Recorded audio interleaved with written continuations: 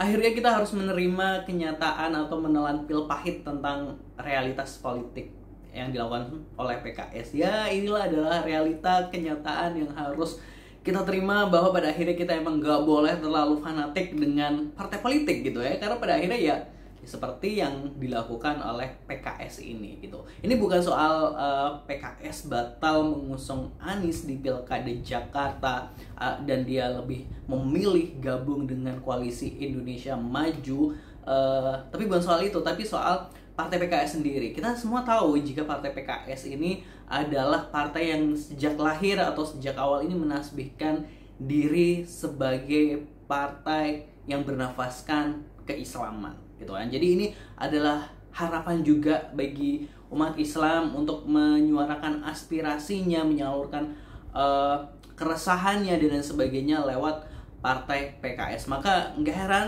PKS juga pastinya punya kans atau punya masa tersendiri, punya pendukung militannya di Partai Keadilan Sejahtera. Ditambah kemarin juga ada sosok Anies Baswedan yang juga menjadi ikon. Tapi balik lagi, ini bukan soal Anies Baswedan tapi soal PKS gitu ya. PKS ternyata partai PKS yang bernafaskan Islam ini tidak bisa komitmen gitu kan ya dengan apa yang pernah dia ucapkan, apa yang pernah dia janjikan atau yang pernah dia kampanyekan di tengah masyarakat, di masyarakat Indonesia, atau utamanya kepada para pendukungnya. Ini apa ya, jadi kayak kan harusnya orang-orang yang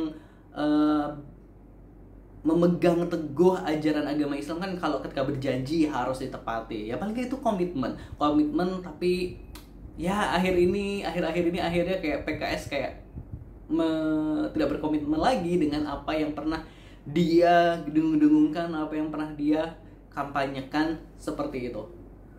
Nah, apalagi kita tahu jika PKS ini utamanya soal Pilkada Jakarta gitu ya. Kita tahu bahwa PKS ini adalah pemenang di Pilkada Jakarta. Kenapa PKS ini seakan tidak percaya diri dengan dirinya? Oke, meskipun secara kursi emang harus berkoalisi dengan partai lainnya, tapi kenapa PKS tuh kayak kurang percaya diri bahwa gue ini bisa gitu. Maksudnya dia aja bisa memenangkan parlemen di Jakarta gitu kan ya, mengalahkan PDIP, tapi kenapa dia kurang percaya diri untuk membawa calonnya sendiri gitu, membawa apa yang dia pengen gitu, seperti itu. Kalau kita mau melihat partai sebelah misalnya PDIP, meskipun dia kan menang di pilihan legislatif DPR RI kemarin gitu, waktu Pilpres PDIP pun dengan percaya diri kok, misalnya dia dengan maju sendiri pun dia bisa gitu kan. PKS yang memiliki suara tertinggi di Jakarta saat ini kenapa kurang percaya diri, kenapa kayak tertarik dengan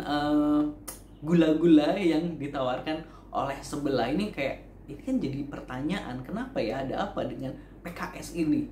Tentu apa yang menjadi pilihan PKS, apa yang dilakukan PKS ini tentu tidak akan pernah jadi masalah atau tidak akan mengecewakan para pendukungnya atau orang-orang konstituennya mereka gitu, kalau emang dari awal PKS emang konsisten. Misalnya kalau emang dari awal PKS mendukung Prabowo atau gabung dalam koalisi Indonesia Maju, tentu para pendukungnya ya oke-oke aja gitu kan ya, konstituennya ya oke-oke aja gitu. Tapi kan dari awal, dari Pilpres ini, utamanya dari Pilpres ya, dari sebelum Pilpres, malah sebelum Pilpres yang tahun ini ya, PKS ini udah oposisi terus gitu, dan terus di tahun 2024 ini dia juga memilih jalan perubahan gitu kan ya. Jadi pendukungnya yang masyarakat yang kecewa dengan pemerintahannya Jokowi menyuarakan atau menitipkan aspirasinya akhirnya kepada Partai Keadilan Sejahtera atau PKS ini. Tentu kalau PKS dari awal emang mendukung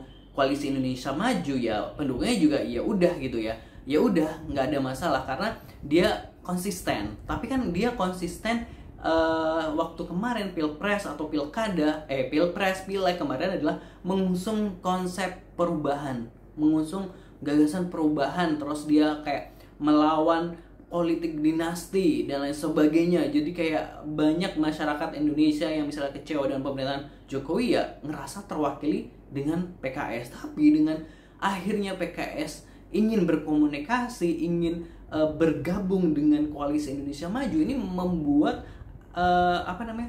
kecewa lah, pastinya kecewa banget gitu. Karena tadinya kan kita nitipin suara kita ke dia karena dia ini sama nih, dalam artian bisa mewakili kita di sana, di parlemen atau di pemerintahan dan lain sebagainya gitu. Tapi ketika dia join lah, kayak kita salah nitipin ini enggak sih, apa namanya, kayak kita salah nitip sesuatu nggak sih ke ini. Kalau gitu sekalian aja titipin ke misalnya partai sebelah yang emang mau konsisten ke jadi oposisi. Tapi meskipun kita belum tahu ya, tapi kalau misal partai sebelah emang benar-benar konsisten juga jadi oposisi kan, lihat lebih baik ke sana gitu daripada ke PKS ini. Jadi kayak kampanye kemarin apa namanya yang didengung-dengungkan lawan dinasti perubahan, terus apa ya, tolak misalnya IKN dan lain sebagainya, ya itu hanya jualan nggak sih, hanya gimmick nggak sih, hanya jualan buat meraup suara-suara masyarakat yang kecewa dengan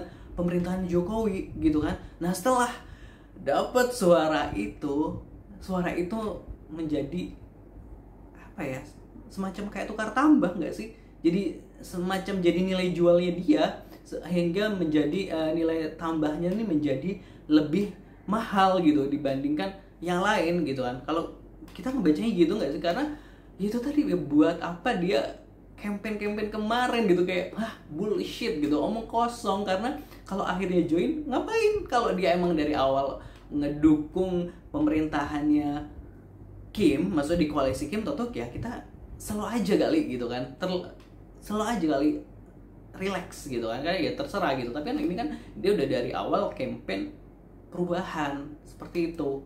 Nah kalau emang kita dengar dari obrolan bocor alus Tempo, ya, emang sih tawaran dari sebelah itu kan kayak surga banget ya, gula-gulanya manis banget gitu. Kalau dari bocor alus kan kayak apa namanya, dana kampanye mau dikembalikan, terus apa namanya, dapet cawagup ya atau apa, pokoknya kayak gitulah kalau melansir dari bocor alus yang gue dengerin kemarin itu. Terus kalau gue juga semalam dengerin dari perspektif Rocky Gerung kayak gitu kan ya, bahwa ya kita emang nggak pernah tahu apa yang terjadi di balik layar Partai Keadilan Sejahtera ini gitu kan. Apakah memang benar-benar PKS ini udah kehabisan bahan bakar karena selama 2 periode ini menjadi oposisi?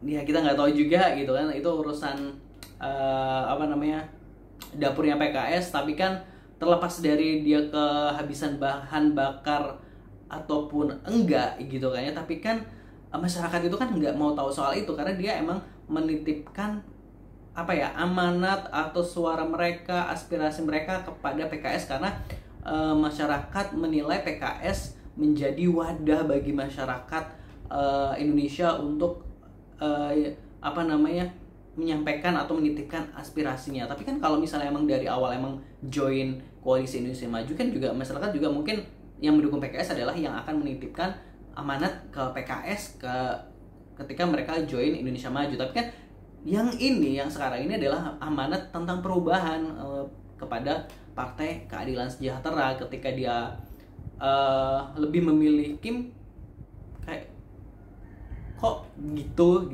kan ya.